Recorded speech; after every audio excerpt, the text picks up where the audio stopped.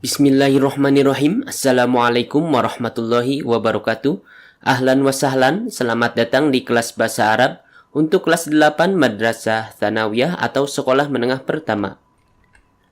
Pada kesempatan kali ini kita masih di bab 2 dan kita melanjutkan pelajaran kemarin yaitu tentang jumlah fi'liyah dan jumlah ismiyah.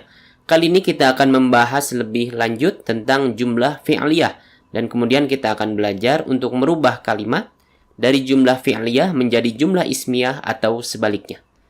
Langsung saja yang pertama kita akan membahas tentang jumlah fi'liyah. Pertama tentang struktur jumlah fi'liyah. Struktur jumlah fi'liyah seperti yang telah kita pelajari sebelumnya, yaitu terdiri dari fi'il atau kata kerja dan fa'il atau pelaku. Kemudian ada juga jumlah fi'liyah yang terdiri dari fi'il, kata kerja, kemudian fa'il yaitu pelaku, dan dia memiliki maf'ul bihi atau objek. Contohnya pada struktur yang pertama ini, yarji'u talibu. Yarji'u artinya pulang, at-talibu artinya siswa. Yarji'u talibu, siswa itu pulang. Kemudian di sini kita lihat yarji'u ini adalah fi'al dan at-talibu ini adalah fa'il atau pelaku. Sedangkan contoh pada struktur yang kedua yaitu fi'il, fa'il dan maf'ul bihi, kata kerja, pelaku dan objeknya yaitu yaftahu talibu al-baba. Yaftahu artinya membuka, at-talibu siswa, al-baba pintu. Yaftahu talibu al-baba. Siswa itu membuka pintu. Yaftahu ini fi'il atau kata kerja, kemudian at-talibu kita lihat di sini fa'il atau pelakunya. Dan al-baba ini adalah maf'ul bihi atau objek. Jadi ada beberapa fi'il atau kata kerja yang dia membutuhkan sebuah objek. Atau di dalam bahasa Arab kita sebut maf'ul bihi. Baiklah, kemudian kita belajar tentang ketentuan jumlah fi'liyah. Baiklah, di sini ada contoh jumlah fi'liyah yang bermacam-macam yang terdiri dari fi'il atau kata kerja, kemudian fa'il, pelakunya, dan maf'ul bihi atau objeknya. Ada yudarisu al-mudarisu at-tullaba. Guru laki-laki itu mengajar siswa-siswa laki-laki. Tudarisu al-mudarisatu at-tullaba. Guru perempuan itu mengajar siswa-siswa laki-laki. Kemudian yudarisul mudarisani at-tullaba. Guru atau dua guru laki-laki itu mengajar siswa-siswa laki-laki. Tudarrisul mudarrisatani at-tullaba. Dua guru perempuan itu mengajar siswa-siswa laki-laki. Kemudian yudarrisul mudarrisuna at-tullaba. Guru-guru laki-laki itu mengajar siswa-siswa laki-laki. Dan yang terakhir, tudarrisul mudarrisatu at-tullaba. Guru-guru perempuan itu mengajar siswa-siswa laki-laki. Baiklah, kita akan mempelajari dari contoh-contoh ini ketentuan tentang jumlah fi'liyah. Yang pertama, fa'il harus datang setelah fi'il. Seperti yang kita pelajari kemarin, fa'il atau ism atau kata benda yang dia itu sebagai pelaku sebuah fi'il atau pelaku kata kerjanya, di dalam jumlah fi'liyah harus datang setelah fi'ilnya atau setelah kata kerjanya. Kita lihat di sini, yudarisu ini fi'il atau kata kerja, kemudian al-mudarisu ini fa'il atau pelakunya. Jadi fa'il harus datang setelah fi'ilnya atau kata kerjanya. Tidak boleh datang sebelumnya. Jika kita balik, al-mudarisu yudarisu, maka dia bukan jumlah fi'liyah, tapi jumlah ismiyah. Dan al-mudarisu jika di depan, dia bukan fa'il dalam kaidah bahasa Arab, tetapi apa? Mubtada. Dan yudarisu khobar. Baiklah, kita lihat di sini semua fa'il atau pelakunya dia datang setelah fi'ilnya atau kata kerjanya. Kemudian ketentuan kedua, fi'il atau kata kerja dan fa'il atau pelakunya harus ada kesesuaian dari sisi jenisnya atau mudzakkar dan muannasnya. Dalam artian, jika fa'ilnya mudzakkar, maka fi'ilnya pun harus fi'il untuk mudzakkar. Jika fa'ilnya muannas, maka fi'ilnya pun harus fi'il atau kata kerja untuk muannas. Kita lihat contoh di sini. Yudarrisu al-mudarrisu. Karena al-mudarrisu ini muzakkar atau laki-laki, maka fiilnya atau kata kerjanya dia merupakan fiil atau kata kerja untuk muzakkar, yudarisu. Ini memakai ya, artinya dia untuk dia laki-laki atau huwa ya. Kemudian kita lihat di contoh yang kedua di sini, tudarisul mudarrisatu. Al-mudarrisatu ini perempuan atau muannas.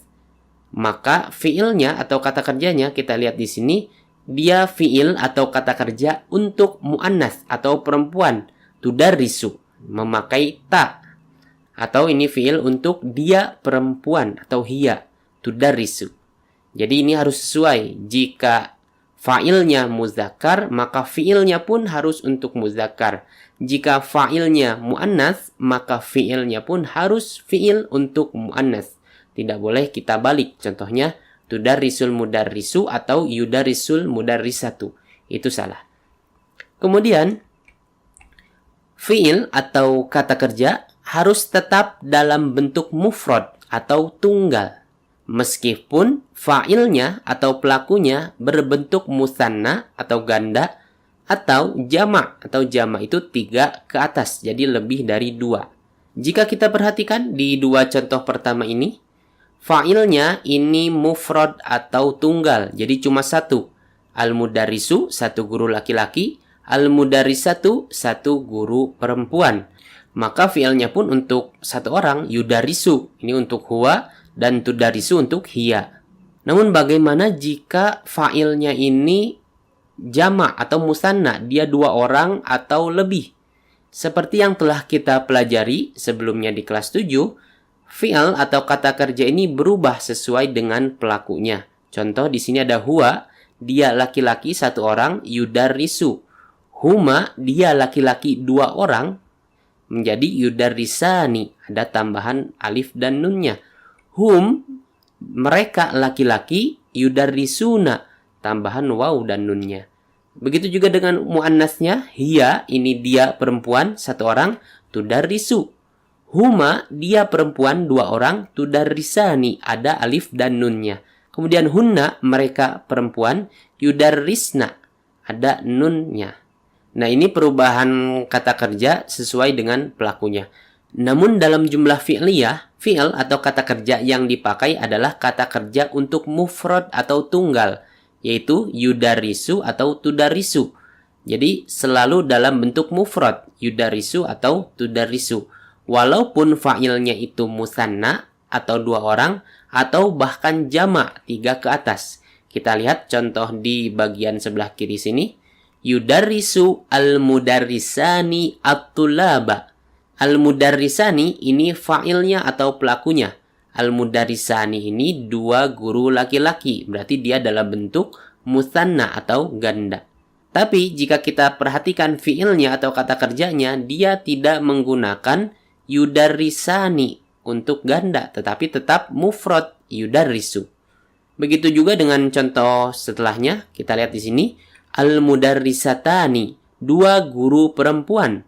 Fa'ilnya atau pelakunya ini dia bentuknya musanna atau ganda, tetapi fi'ilnya atau kata kerjanya dia tetap menggunakan fi'il untuk mufrad atau untuk tunggal, tudarisu.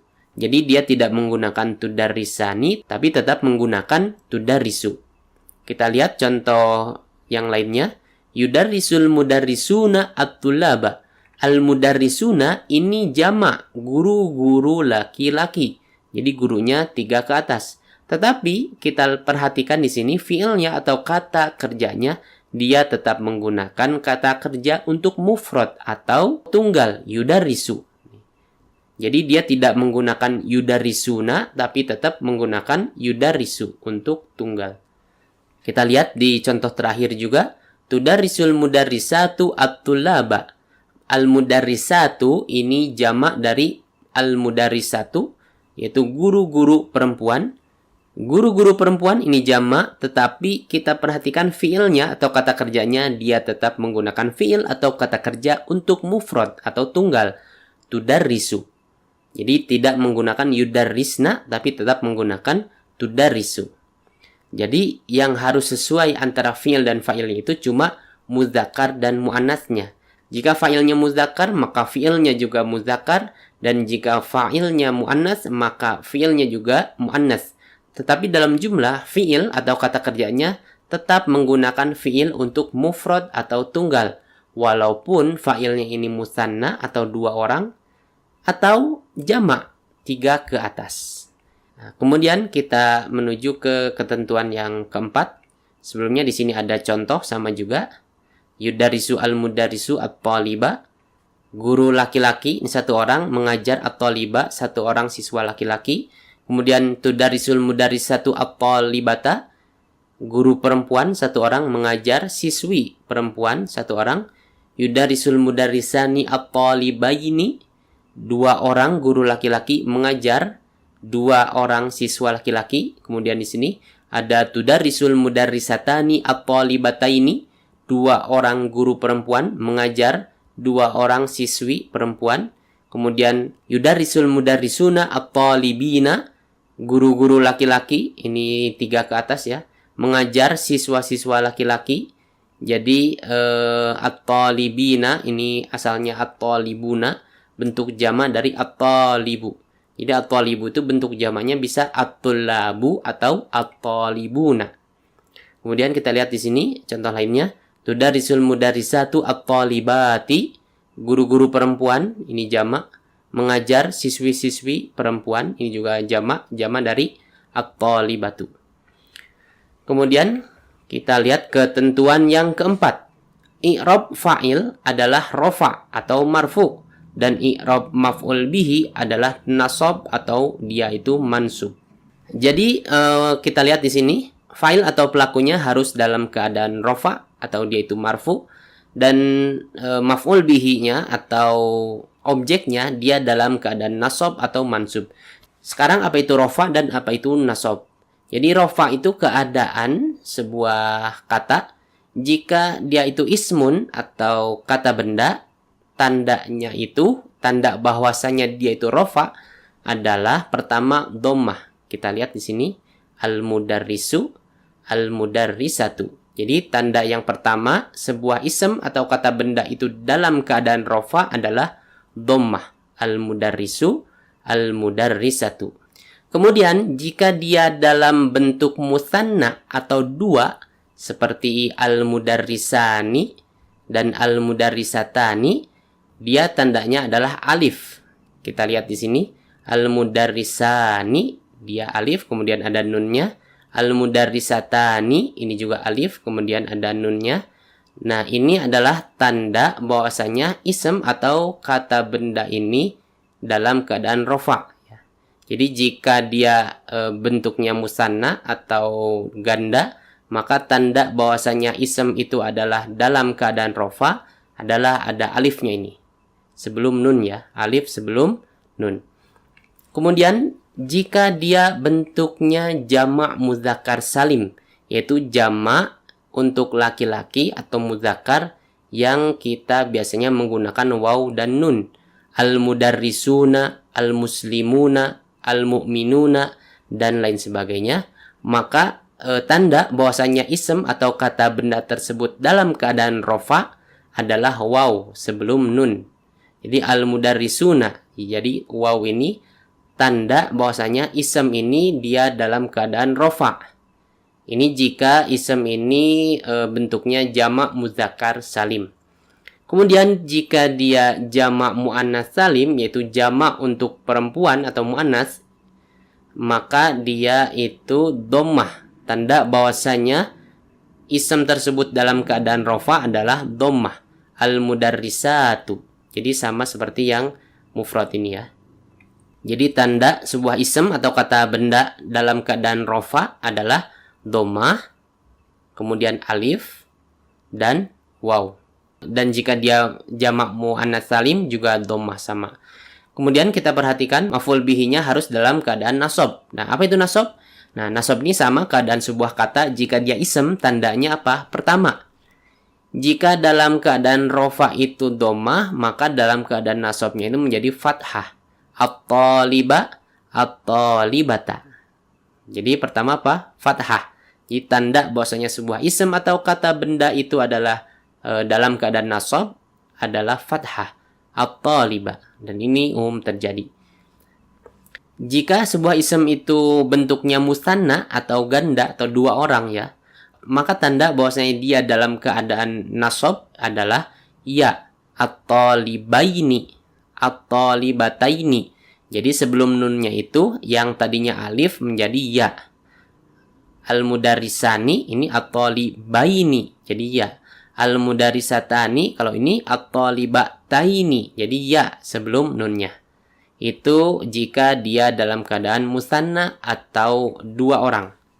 Kemudian jika dalam keadaan jamak mudzakkar salim, yaitu jamak untuk mudzakkar yang menggunakan waw dan nun ini, maka kita lihat di sini tanda bahwasanya sebuah ism itu adalah dalam keadaan nasab, wawnya yang tadinya waw ini berubah menjadi ya juga sama seperti musanna, at-talibina. Jadi sebelum nunnya itu ya. Kemudian jika dia bentuknya jamak muannats salim, jika dia jamak muannats salim yaitu jamak muannats yang ada alif dan ta-nya di sini, al-mudarisatu at-talibati, maka tanda bahwasanya dia itu nasab atau dalam keadaan nasab, dia adalah kasroh. Jadi harokat huruf terakhirnya itu kasroh. Tadinya al-mudarisatu dalam keadaan nasab menjadi at-talibati. Ini ya. Jadi tanda bahwasanya sebuah ism atau kata benda itu dalam keadaan nasab adalah pertama apa? Fathah. Jika seperti ini ya, jika mufrad seperti biasa. Kemudian jika dalam bentuk musanna atau ganda, dia ya sebelum nun. Jadi ya dulu sebelum nunnya ini. Jadi bukan alif tapi berubah menjadi ya. Kemudian jika dalam keadaan jamak mudzakkar salim juga sama ya, bukan waw. Kalau rofa tadi waw, al-mudarisuna, kalau nasab itu ya, at-talibina. Kemudian jika dia jamak muannats salim, maka tandanya adalah kasroh. Tadinya dhammah menjadi kasroh. Supaya lebih paham lagi, kita perhatikan perbedaan kata ini. Ini pertama fi halati raf'i dalam keadaan rofa, dan fi halatin nasbi dalam keadaan nasab. Dalam keadaan rofa, at-talibu, dalam keadaan nasab, at-taliba. Kemudian jika dia musanna atau dua orang, dalam keadaan rofa at-talibani menggunakan alif. Kemudian dalam keadaan nasab at-talibaini menggunakan ya. Kemudian jika dia bentuknya jamak mudzakkar salim atau jamak untuk laki-laki yang menggunakan waw dan nun, ketika dalam keadaan rofa at-talibuna dia menggunakan waw. Kemudian jika dalam keadaan nasab at-talibina dia berubah menjadi ya, at-talibina. Kemudian jika dia bentuknya jamak muannats salim, yaitu jamak untuk perempuan, ada alif dan ta-nya, maka dalam keadaan rofa at-talibatu dia dhammah, sedangkan dalam keadaan nasab at-talibati dia kasroh.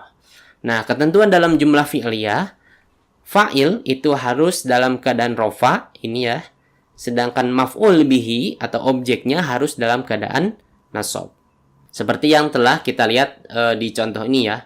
Fa'ilnya harus dalam keadaan rofa, al-mudarisu, al-mudarisatu, al-mudarisani, al-mudarisatani, al-mudarisuna, al-mudarisatu. Kemudian maf'ul bihinya atau objeknya dalam keadaan nasab, at-taliba, at-talibata, at-talibaini, at-talibataini, at-talibina, at-talibati. Nah, inilah ketentuan tentang jumlah fi'liyah. Kemudian kita akan belajar sedikit merubah sebuah kalimat dari jumlah fi'liyah menjadi jumlah ismiyah atau kebalikannya. Di sini ada contoh-contoh jumlah fi'liyah. Pertama, yudarisul mudarrisu atulaba, guru laki-laki itu mengajar murid-murid atau siswa-siswa laki-laki. Yudarisul mudarrisuna atulaba, guru-guru laki-laki itu mengajar siswa-siswa laki-laki. Udarisu tulaba, nah udarisu ini berarti yang mengerjakan siapa? Ana atau saya. Udarisu berarti saya mengajar at-tulaba, siswa-siswa laki-laki. Jadi sebenarnya di sini ada fa'ilnya atau pelakunya cuma tersembunyi. Aslinya udarisu ana, saya mengajar at-tulaba, siswa-siswa laki-laki. Kemudian di sini ada tudarisina at-tulaba. Tudarisina ini fi'il untuk siapa? Untuk anti atau kamu perempuan. Tudarisina berarti kamu perempuan mengajar at-tulaba, siswa-siswa laki-laki. Sama seperti udarisu, jadi aslinya di sini ada fa'ilnya atau pelakunya yaitu anti. Tudarisina anti, jadi kamu perempuan mengajar siswa-siswa laki-laki. Baiklah, kita akan ubah semua kalimat ini dari jumlah fi'liyah menjadi jumlah ismiyah. Maka bagaimana caranya? Gampang. Tinggal fa'il atau pelakunya itu kita pindahkan ke depan kalimat. Jadi ke awal kalimatnya. Dari yudarisul mudarisu atulaba, al-mudarisunya kita pindahkan ke depan menjadi al-mudarisu yudarisu atulaba. Maka dia berubah menjadi jumlah ismiyah. Dan al-mudarisu posisinya menjadi mubtada, yudarisu dia khobar. Kemudian yudarisul mudarisuna atulaba. Nah, ini juga sama, kita pindahkan fa'ilnya al-mudarisuna ini ke depan menjadi al-mudarisuna yudarisuna atulaba. Nah, sekarang kita perhatikan di sini yudarisuna ini mengajar, dia dalam bentuk jamak yudarisuna. Jadi di sini ada perubahan dari yudarisu menjadi yudarisuna. Kenapa? Karena dalam jumlah fi'liyah seperti yang telah kita pelajari tadi, fi'il atau kata kerjanya harus dalam keadaan mufrad atau tunggal, walaupun fa'ilnya ini jamak. Sedangkan dalam jumlah ismiyah, khobarnya ini yudarisuna, ini kan khobar, harus mengikuti mubtadanya al-mudarisuna dalam jumlahnya. Jadi jika mubtadanya ini jamak, maka khobarnya pun harus jamak. Maka kita ubah menjadi yudarisuna, bukan yudarisu. Itu ya, paham ya perbedaan antara jumlah fi'liyah dan jumlah ismiyah. Sehingga ketika kita ubah jumlah ini atau kalimat ini menjadi jumlah ismiyah, otomatis kata kerjanya ini dia harus menyesuaikan dengan mubtadanya, karena dia sekarang menjadi khobar, bukan lagi fi'il. Kemudian kita lihat di sini udarisu atulaba, saya mengajar siswa-siswa laki-laki. Nah, di sini kan fa'ilnya ini kan nggak ada ya. Nah, seperti yang telah saya sebutkan tadi, sebenarnya fa'ilnya itu ada, tapi tersembunyi. Fa'ilnya apa? Ana atau saya. Maka kita tambahkan saja di awal kalimatnya ini dengan ism domir atau kata gantinya, yaitu ana. Udarisut tulaba, maka jika kita ubah menjadi jumlah ismiyah menjadi ana udarisut tulaba. Tinggal kita tambahkan domir atau kata gantinya. Begitu juga dengan contoh yang di sini, tudarisina tulaba, failnya ini tersembunyi, dia aslinya apa? Anti.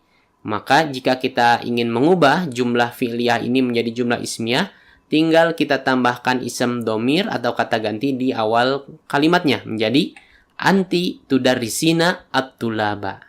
Yang semacam ini biasanya terjadi jika pelakunya itu adalah orang pertama, ana dan nahnu, ya, saya dan kita, atau orang kedua, yaitu anta antuma antum, kamu laki-laki, kemudian anti antuma antunna, kamu perempuan. Biasanya seperti itu. Nah, ini dia cara merubah dari jumlah fi'liyah menjadi jumlah ismiyah. Sekarang kalau misalkan dari jumlah ismiyah ke jumlah fi'liyah, bisa saja. Asalkan khobarnya dia bentuk fi'il atau kata kerja. Baiklah, kita coba aja. Di sini ada al-mudarisu yudarisut tulaba, al-mudarisuna yudarisuna at-tulaba, ana udarisut tulaba, dan anti tudarisina at-tulaba. Kita ubah bagaimana caranya? Ya, tinggal ism atau mubtada'nya ini dia kita pindahkan ke belakang setelah fiilnya atau setelah kata kerjanya. Al-mudarisu yudarisu atulaba menjadi yudarisu al-mudarisu atulaba. Kemudian al-mudarisuna yudarisuna atulaba, al-mudarisuna kita pindahkan menjadi setelah fiil atau kata kerjanya menjadi yudarisu al-mudarisuna atulaba. Nah, di sini ada perubahan. Yang tadinya yudarisuna menjadi yudarisu. Kenapa? Karena dalam jumlah fi'liyah, seperti yang telah kita pelajari tadi, fi'il atau kata kerjanya harus selalu dalam keadaan mufrad atau tunggal. Walaupun fa'ilnya atau pelakunya ini dia dalam bentuk jamak. Berbeda dengan jumlah ismiyah, khobarnya harus selalu mengikuti mubtadanya. Jadi mubtadanya jamak, maka khobarnya pun jamak. Gitu ya. Kemudian, nah di sini kita lihat nih, dia mubtadanya ana dan anti. Dia orang pertama dan kedua. Nah, kalau orang pertama dan kedua, ketika kita ubah menjadi jumlah fi'liyah, yaitu ananya kita pindahkan ke belakang, dan dalam contoh ini anti kita pindahkan ke belakang setelah fi'ilnya, maka kita boleh menyebutkan domir ini atau kata ganti ini menjadi udarisu ana atulaba, tudarisina anti atulaba, atau tidak kita sebutkan menjadi udarisu atulaba atau tudarisina atulaba. Cukup. Jadi tanpa kita tambahkan ana dan anti di sini. Baiklah, inilah pelajaran kita kali ini. Mudah-mudahan bermanfaat dan dapat dipahami. Apabila ada yang belum dipahami, bisa ditanyakan langsung. Syukron ila liqa. Assalamualaikum warahmatullahi wabarakatuh.